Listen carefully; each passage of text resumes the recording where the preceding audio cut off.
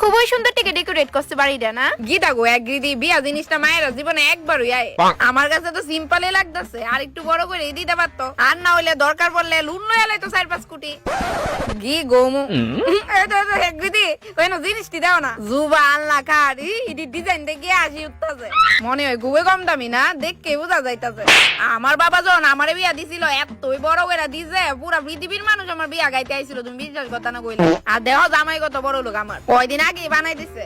এটা বোধহয় এনো 30 ভরি স্বর্ণ হইব। ওই সাইডটা একটু রং উঠে আছে গো যেমন। না না রং কেড়ে উঠবো, স্বর্ণের জিনিস আবার রং উঠেনি, কি যায় গো। ওই দিদি হ্যাঁ? সিট খালি চলো খাইলাই। জলো জলো গায়ে আই, স্বর্ণের জিনিস আবার রং উঠেনি। ব্যান্ডেলটা কেমন লাগে না, যেমন আমরা বিয়া বাইক না সাদ্য বাইক খাইতে আইছি।